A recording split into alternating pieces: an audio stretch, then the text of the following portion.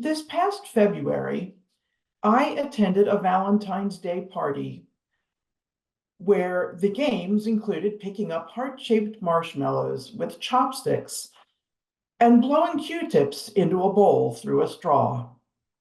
Suddenly, the woman next to me stopped playing and said, "These games are too silly.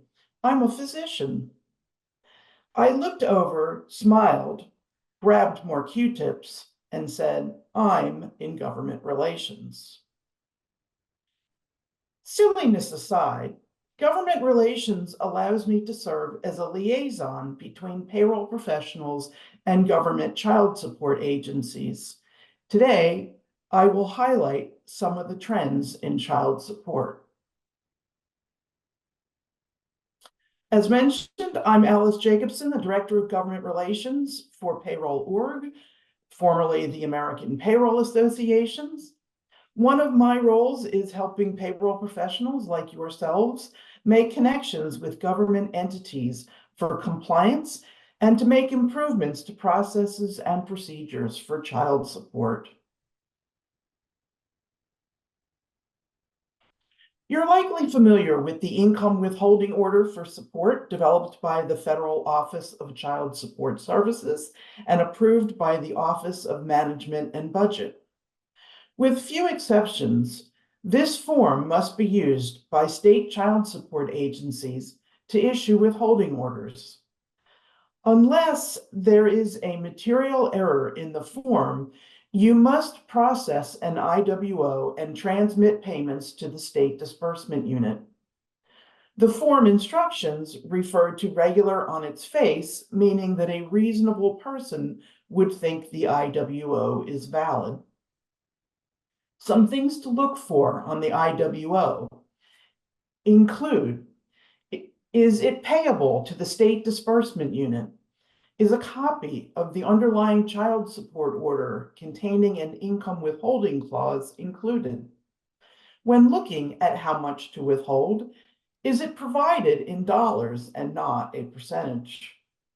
Does the text on the form appear changed such that invalid information has been added? Is there any necessary information missing? Make sure that you are receiving the latest approved form by checking the OMB number. A revised IWO form is now in effect. However, to give states time to update their systems, OCSS has extended use of the immediately preceding form until September 2024. The revised form does not include substantive changes to the information or processing, but form changes do include decluttering the form by removing the Paperwork Reduction Act language, and other changes include an updated email for questions and highlights in the references for tribal child support agencies.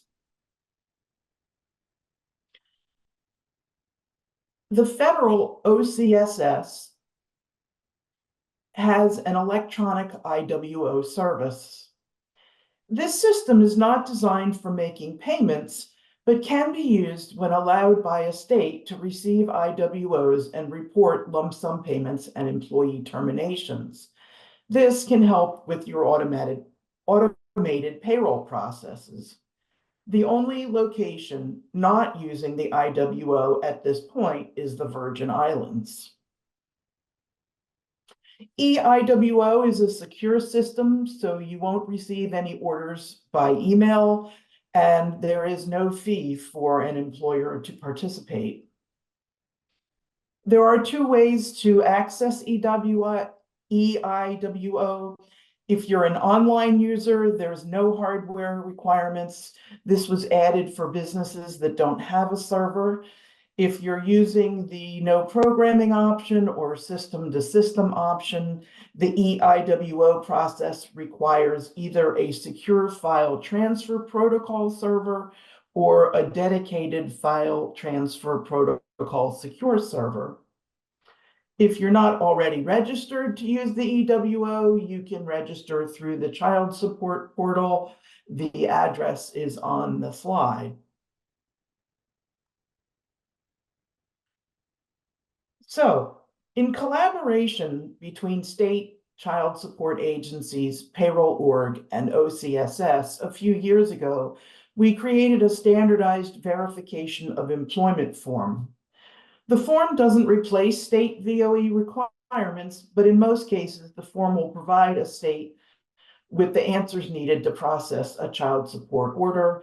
And this will allow you to automate your process and potentially eliminate the need for a third-party processor. The form has been accepted in all 50 states and 3 territories. You can find the form on the OCSS website, which is also listed on this slide. Okay, moving forward. Also in collaboration, we developed model legislation on lump sum payments. The model can also be used to develop state regulations. In states with lump sum requirements, which includes New York, employers are required to report lump sum payments and, when requested, to withhold from those payments. There's no consistency in the reporting requirements, such as threshold amounts, the method of reporting, or state response time. Some states with legislative authority to collect from lump sum payments have not issued regulations. Instead, employer instructions are provided online or in fact sheets, which can be less than ideal for payroll departments, especially for purposes of tracking requirements or identifying legal authority in payroll records. New York has information on its child support website about reporting and withholding for lump sum payments. There's also an online calculator. State response time is not clearly identified, but New York does follow the same time frame as its other child support orders. And I believe someone will be talking a little bit more about that. In states where legislatures have not identified lump sum payments in child support law, state agencies may still include instructions or fact sheets on their websites. This can give the false impression that reporting and withholding are mandatory. It can also create a fairness issue if one employer reports and another does not, which is why having that legal authority is very important. You might ask why we supported this sort of legislation, because it's not popular with employers who want to give bonuses, for example, to their employees. But at the time, we decided that we would remain neutral. We are neutral today on whether a state should establish a program. But what we found was that states were moving forward with the program and that it was better to position ourselves to make sure that the processes and procedures made sense for payroll, and to support states who are willing to listen to payroll professionals about those processes and procedures. This slide is a listing of the states that have mandated lump sum reporting requirements. Keep in mind that OCSS's Child Support Portal and Communication Center can help with reporting. The system allows reporting even if you don't know how much, if anything, an employee will receive. But please check each state's requirements on whether the mandate must include an actual dollar amount. If reporting can be managed without a determined amount, you may be able to process the child support and release payments to employees faster.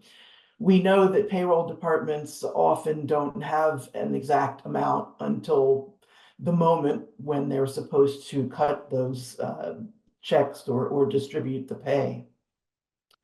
Also, one thing that we did ask New York to change, and they obliged, which is to put a little more emphasis on the service definition.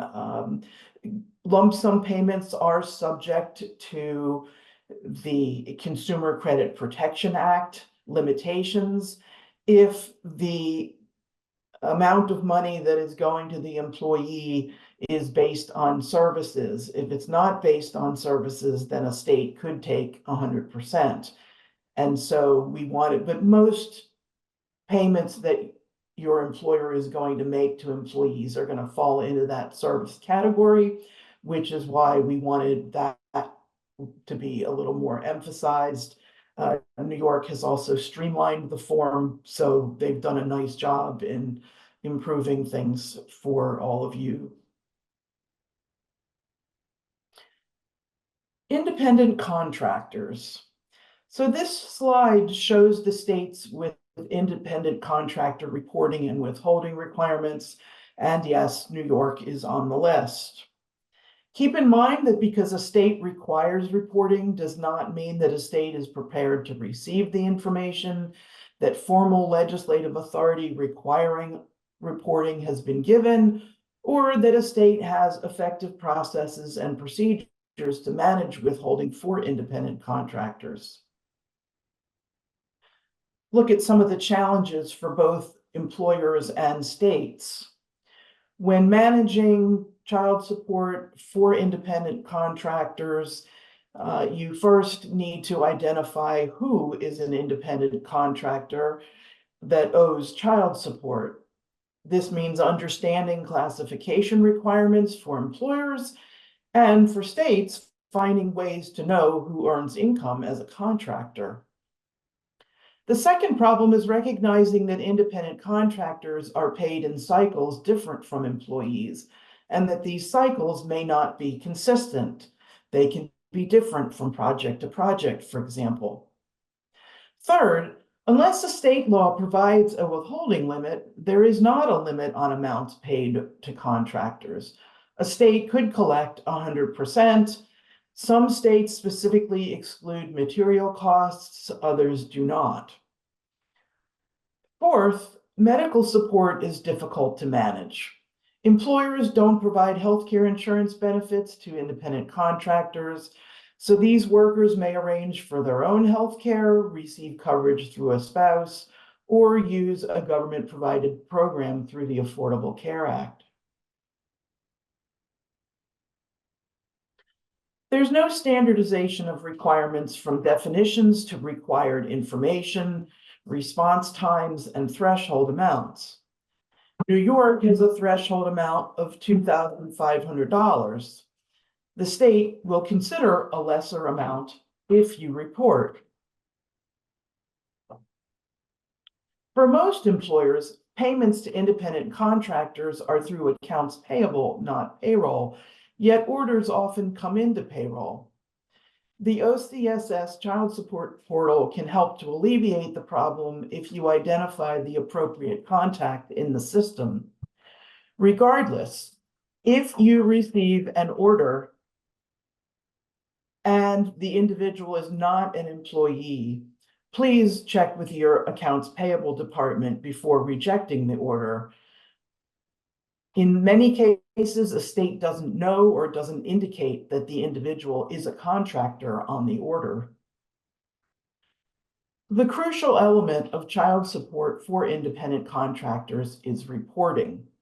Many states require reporting of contractors in the same way as newly hired employees, yet because there has not been much outreach, employers are often unaware of the reporting requirements. So now all of you are aware. If you hear from others, please let them know. I wanted to just make a quick note on tribal child support, because recently the OCSS has put more emphasis on that. There are a couple of compliance issues you need to be aware of. If the tribe is part of the federal child support program, orders will come to you on the OMB approved IWO, no different than any other child support order. However, not all tribes are officially recognized federally for purposes of child support. You may receive an order from these tribes in a form other than the IWO, such as on the tribe's letterhead. Legally, you must still honor these orders and process withholding. You may need to take some additional steps to ensure authenticity before processing. I wanted to close with a little bit on some unknowns that are out there of a few things we've been seeing across the country, which is whether child support should be provided for unborn children. These concepts have included support for fetuses and pregnant women. There is no federal law with these requirements, so if any state were to enact these kinds of requirements, they would be purely state programs and outside of the IWO process for which we are all familiar. There was a court challenge to child support that was demanded from a sperm donor. The court so far they rejected that case because there's no legal precedent. But I'll leave that up to you on whether you think a father should have that sort of obligation. One other note on artificial intelligence. There's been a lot in the news on that, and we know that payroll departments are starting to use some of it, and states are beginning to think about it for purposes of child support. We're probably a long way off, but there may be some opportunities there, so that's something to look out for. But you also want to make sure that if you're using artificial intelligence, that whatever data you use for training is not biased. So thank you very much.